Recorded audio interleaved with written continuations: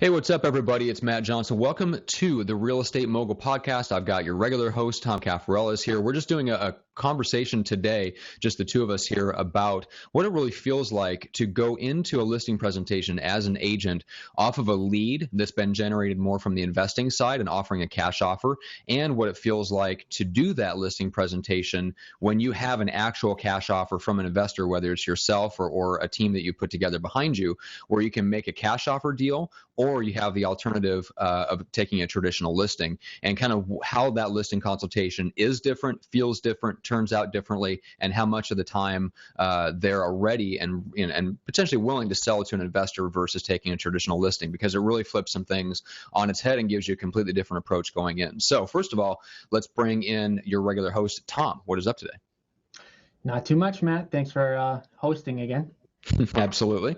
So, guys, if you've been paying attention, we got a solo episode. The very first episode we did was just on why agents are really well suited to be investors. And then you've had Bo Eckstein on the show, who's kind of a mutual connection of ours. So, guys, go check out those episodes on iTunes right now. Those are already up. If you're listening to this, this will be potentially the latest episode.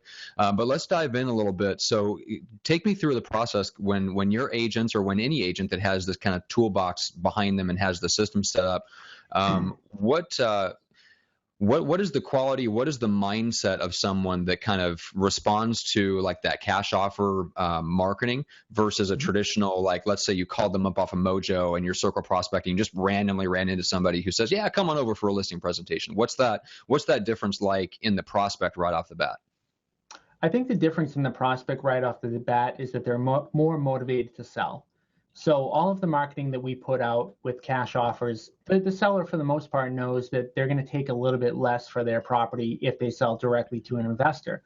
So the great thing about it from the agency side is if they don't end up wanting to take an investment offer, you've got a seller right there that's ready, willing, and able to usually sell at under market. It may not be enough under market for myself as an investor to buy, but hey, in this market, if you get a seller that's willing to take even $10,000 less than what properties in their neighborhood are selling for, you're going to get a bidding war. So in general, they're going to be more motivated sellers.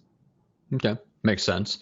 So when you go into a listing presentation like that and you're armed with this other strategy, give me an idea of what that's like for the agent. What are they bringing in with them? Let's start with your team, and then we'll talk about how people can kind of reproduce this on their own. But just for like an agent that's on your team, what are they walking in with, and what are they kind of offering to the seller as the options?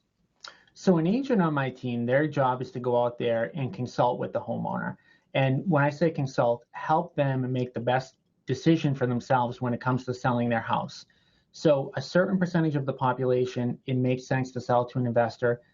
Most of the population, it doesn't make sense to sell to an investor. So when my agents are going out there one-on-one, we're talking about the pluses and minuses of selling to an investor and the pluses and minuses of listing your property and giving them a cash offer right on the spot.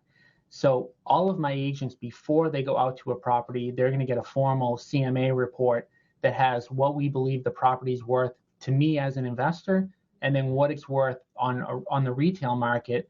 And we're going to get into, really deep into what the seller is looking to do and help them make a determination which of the two makes the most sense. Okay. So is it, are you going in there and the agents are kind of making a pitch for the investment offer first? Are they going in there with more of a questions-based listing consultation where they know they have the things kind of in the hip pocket? Like how does the actual consultation go? It's all questions based. So we don't want to make a recommendation to them until we know what they're looking to do. Yeah. How long do they need to sell? Why do they need to sell? Do they need to sell quickly, or do they have all the time in the world? Are they willing to make repairs, or are they not? So until we know everything about their situation, just like a doctor, we can't diagnose the situation properly. So we don't like to say anything until we're there for probably at least 20 to 30 minutes. And then at that point, we'll start to give them an idea of what both options look like and try to help them make, the best decision for whatever their situation is.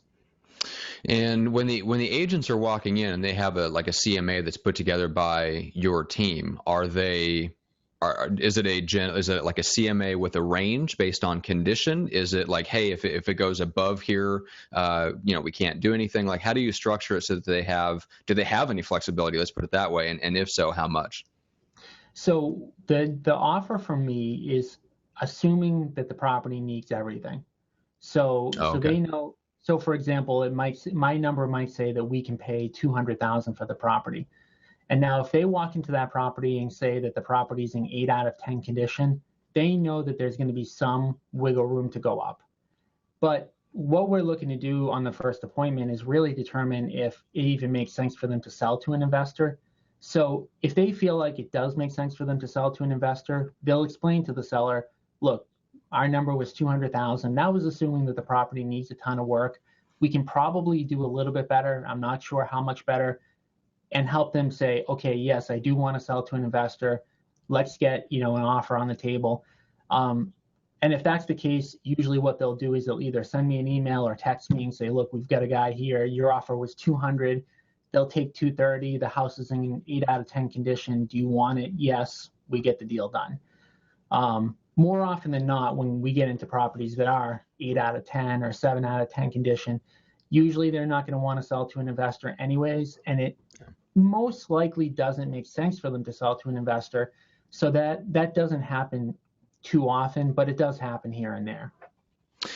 Yeah, which is interesting because essentially you're taking the leads that you find out on the ground aren't suitable for you as an investor, and you're monetizing them. And not only is it a good thing for the homeowner, it's a good thing for the agent that's going in there walking into the appointment, because it's not like the other option is even less money than selling to an investor. It's all of a sudden like, hey, it doesn't make sense to sell to an investor because you don't have to sell for this low. You could probably get and go for retail price, and here's what we think the home could sell on the retail market for, based on the market conditions, and then you just go straight traditional listing consultation from there, right? There's two huge benefits for agents that want to put this, this tool into their toolbox per se. The first is that when you approach them with an investor offer, you're going to get many more one-on-one meetings. Because let's just say, for example, the seller is considering selling their house. Maybe they have a neighbor who has their real estate license. If you approach that as a real estate agent, you probably aren't getting in the door, right? So with the investor offer, that's something that your next door neighbor can't do. So it's going to allow you to get into a lot of more doors that you wouldn't have necessarily been able to get into. So your conversion to getting an appointment is going to be higher. But then when you get face-to-face with the seller, the second thing that's hugely critical is that you're going to leave that appointment standing out from other agents. So no other agents are going to come out there and do this. And the other thing that we do, if the person doesn't, let's say that they are pretty sure they don't want to take an investor offer, but they want to have that option on the table. So we will leave that offer on the table if they want to try listing it for a week or 2 weeks. And again, that's something that, once in a great while you'll hear somebody offer, but it's not common. So we really, as agents in our office, we are able to differentiate ourselves so that if they get 5 agents coming before us and then they hear what we have to say, we're going to stand out from those other 5 agents.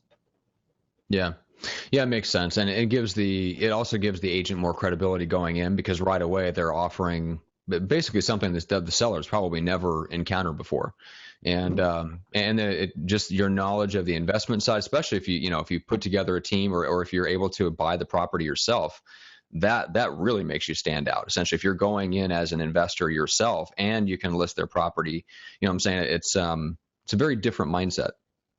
It's definitely a different mindset, and like, people have seen our growth like in the Boston area on the brokerage side, and people will ask me like, how are you competing with a Century 21 or a Keller Williams or all these companies that have these huge brand names, but I don't want to put them all into one kind of box, because they're not all the same. But what we do stands out so much that, again, if they're meeting with 5 people, we're going to be differentiated. Yeah, and I think there's we all know this. Like, we know that sense of going into an appointment and they don't even know what company we're with. Oh, yeah. People say to me all the time, they're like, "You don't have a business card?" I'm like, they don't care who I work for. Like, they care if I can help them get what they want. They don't want my business card. They don't want my brochure. Yeah, it's nice to have, but like, I mean, man, people don't care. Yeah. They It's don't. it's the way it is. Well, I mean, people do business with people, and Yeah. the agents themselves are the brand name. Like, most people don't, like, in the consuming public, they don't pay much attention to the brand name behind the agent. Yeah. As long as they look credible, that usually passes the test. And all right, so let's get into so what's the ideal for you, and give me an idea quickly on the percentages. So when somebody walks into an appointment like that, we know the person is going to be more motivated to sell because they're at least open to the opportunity of taking like less than what they get on the open market. Mhm. So what percentages are we talking about that you typically run into where they're good for investment versus retail? And give me some more of the questions that would help kind of expose to you whether they should sell to an investor versus you taking the listing. Because either way, you're going to make money. The only question is how much. Exactly. So it's a 90-10 ratio. Only 10% of people, even if somebody fills out a form online saying, I want to sell to an investor, I'll never list my house, 90% of those people are still going to list their property. And that's why the initial meeting is like, it really is a consultation, because most sellers don't understand what the price would need to be for an investor to make money. So they may think that my property's worth 300, I'll sell it to an investor for 290 and they'll make 10,000. Or obviously that just won't happen. So it's a 90-10 ratio between the two. And, again, we're just focused on trying to help them get to the right decision. And so, what was your second question? How does the process look? Yeah, give me some more of the pre-qualifying questions that you would ask. Well, I'll always ask. I'll say, why do you want to sell to an investor? Mm-hmm. And typically, whatever that reason is, helps me really make a determination. So a lot of people will say, well, I just don't want to pay a commission. And if that's really the only reason that they don't want to hire an agent, then we're going to recommend that they hire an agent, because that's how they're going to get the most amount of money, even net of commission. Mm-hmm. So we're going to ask them where they're going, how fast they need to get there. Are you willing to have an open-ended closing date? So are you willing to say, if you list with me on June 15, 2017, are you willing to maybe close in September, maybe close in October, and not 100% no, versus having the clarity of knowing an exact date? So all of those things kind of add up to a specific, almost like personality profile. And we know that there's typical things of reasons why people want to sell to us and typical reasons of why they wouldn't. And within 5 to 10 minutes, for me, I pretty much know whether or not they're going to sell to an investor. And, we just go from there and just tell them the pluses and minuses and help them make a decision. Okay, very cool. Yeah, so I love the consultative approach. And I mean, that works, I think, better for just even if it was just a standard listing consultation, going into it with that approach of, do I want this? So then, for whatever reason, agents have a hard time going into listing consultations with that mindset of seeing, hey, is this a mutual fit? And at the very least, going into it with an investment offer, or representing a team of investors, kind of gives you a little bit more of that mindset where you're going in and you're asking questions to figure out what's the right situation for them. That should be the mindset we're in all the time. Sadly, it's not. We want the listing most of the time. Well, you want the listing, but here's the thing: they are going to figure out these things on their own. So either you're going to help them either you're going to be the person that helps figure it out, or somebody else is, and whoever helps them figure it out is who they're going to work with. So if you go in there, I want the listing, I'm just going to sell, and not try to help them and not put yourself in their shoes, well, they're going to leave with still questions in their head. Like, say that I go in there and I pitch, sell to me at an investor price there, and don't mention anything about what it would look like to list. We're going to leave that appointment, and they're going to then call an agent. So they're going to do these things anyways. They're going to get the information that they need to make the best decision possible. It's only a matter if I'm the one to help them do it. And if I'm the one to help them do it and they like me, then they're going to work with me. Yeah, that makes sense. It reminds me, I was reading something the other day by Jay Abraham. I don't know if you remember who he is, but Yeah, if anybody hasn't read the book, How to Get Everything You Can Out of All You've Got, it's absolutely incredible. He talks about the strategy of preeminence and just the role of your job being like the extreme empathy, really stepping into the other person's shoes, like you talked about. And that's where the trust and the credibility is really built, is when you step over and you see things from their perspective, and you're genuinely leading them through the process of giving them what they need to make the best decision possible. So that's what I love about like the framework that you've built. But let's talk a little bit about how to spot opportunities. So let's say that you're an agent. You understand investing. Maybe you've even gotten some, maybe you even have the possibility of investing yourself, or you know enough people to where you're confident that you could, kind of keep an eye out, or you could run an appointment like this, but you're not doing the full blown like market, like lead generation to where you're generating leads from sellers that are responding to like a cash offer. Let's say you're just going about your traditional real estate business. How do you learn to spot those opportunities where maybe that's something that you would present in a listing consultation that maybe that seller hasn't even thought of, just as an option? So if I was an agent doing this and I said, I just want to do a couple of investment deals a year because I know that that's going to, have a big impact on my income, I would just take the tact with every single seller to walk them through both options. And so I would do it the same way that I'm doing it here. And, like we already talked about, only 10% of sellers are going to take the investment offer anyways. So it's only going to take you a small amount of more time to have that as an option. And it's only going to make you close more listing deals. So I was just putting into your listing presentation, look, we have more than one option for you. Here's one option. Here's another option. We also, even in like within my company, just to differentiate us more, we also have options where like, you don't want to do a full-blown listing, let us find the buyer for you directly. And if we can find the buyer for you directly, if you don't want to do a full-blown listing, we'll cut the commission down. So we talked a lot about the investing side, but the biggest way for us to think about it, for me as an agent, is we provide them with more options than anybody else. And so if we can give them a bunch of different options, then we're going to differentiate ourselves.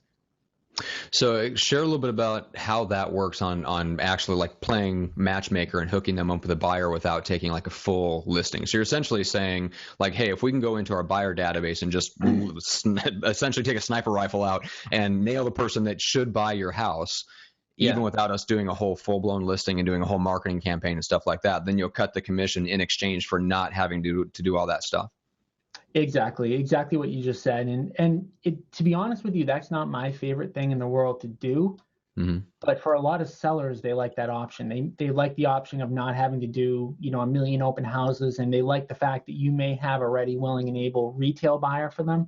So as I've built up my brokerage now, every day we're adding, like every week we're adding 1 to 2 new people. We're at maybe like 150 right now. As we continue to add more agents, this becomes a lot easier. But if you're in a big brokerage where you have 100 to 200 agents in the office, right now the market's so hot where if you have a retail deal that makes sense, you should be able to email blast that out to everyone within your office. And if the seller is willing to sell at a reasonable price, the odds are pretty good that you're going to be able to find somebody. And again, this is just for a seller that they don't want a cash deal and they don't want to list the property. Sometimes we'll go out to an appointment and they'll say, I'm not going to list, but if you can find me a buyer, I'll work something out with you. So it's under that circumstance. And again, talking about monetizing, we're trying to make money off of every lead that we possibly can and serve the sellers the way that they want to be served. And that's just another little niche thing that we do in order to serve that part of the market. Makes sense. I like it. All right, so just to kind of sum up for people, so the process is you're generating leads essentially with like a cash offer. People are responding to that. You're going in there, you're doing a listing presentation or consultation, I should say, where it's very questions based, very consultative. You're kind of quickly qualifying them. You feel like you can qualify them within like the first 5 or 10 minutes. You'll know most of the time that they shouldn't sell to an investor.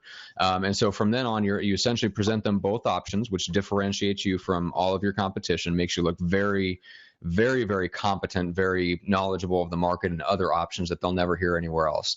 But then at the end of that, 90% of the time, the result is they're going to traditionally list with you, which means you take more listings. Yes, exactly. Love it. Like Couldn't have summarized it any better. Cool. All right.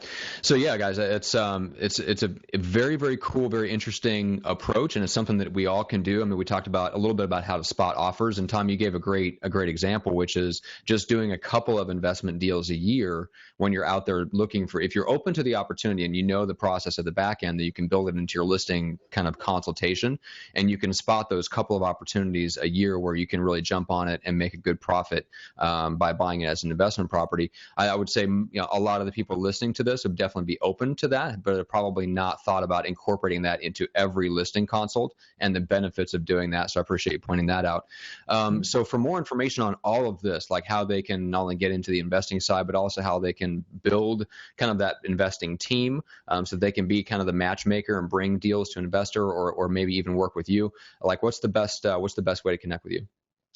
The best way would be to go to my video that kind of incorporates all of this, which is you can find at www.realestateinvestingiseasy.com. Again, that's www.realestateinvestingiseasy.com. And if you put your email in there, it'll take you to the video and it'll walk you through a lot more of this. And then if you still have additional questions, it'll actually prompt you to click on a link that will give you a one-on-one session with me where I can go into your specific situation a little bit more in detail. Awesome. Yeah, that's perfect. So they get the general gist of it all and most of the detail on that presentation, but then they can schedule a call to follow up and get specific questions answered. Because I'm sure people come out of that going, yeah, but will this really apply in my market? I'm a buyer's market in this price range and a seller's market in that price range, and yada yada yada. Yeah, we all know how that goes. It's always the question: it works in your market, but it would work in mine? And it's like, it works in every market. It doesn't. Yeah, I was going to say Boston is one of the toughest markets to make anything work, because from what I've heard, it's super cliquey and neighborhood driven, and there's ethnicities involved, and there's all kinds of stuff in Boston. So if it works there, if you can make it work in different parts of Boston.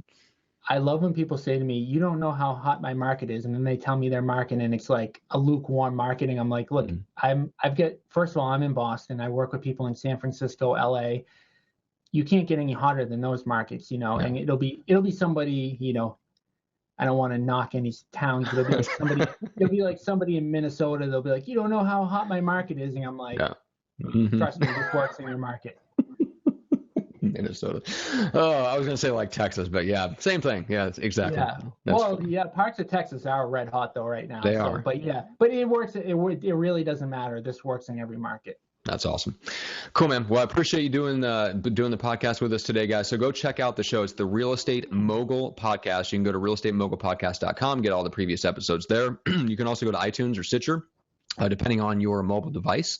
That way you can subscribe to the show and get the latest episodes downloaded automatically right to your phone. So if you guys like to listen to podcasts in between appointments, or you're a learn and burn guy and you like to listen to them at the gym while you work out like I do, go to iTunes or Stitcher and get the podcast there. So until then, Tom, you got a lot of great interviews coming up. We've got Diego Corzo as the next episode up on the agenda. He's a young investor out of Austin who does investing both locally and out of state, and has a really great strategy with shared housing that gives you the potential for more cash flow on your investment properties. And he's also an agent. So he's an active real estate agent who's keeping an eye out for those investment deals exactly as you described, Tom. So he is a perfect example of somebody who's doing that in the market right now. So that is the next episode coming up, guys. Keep an eye out for that, and we'll see you on the next one.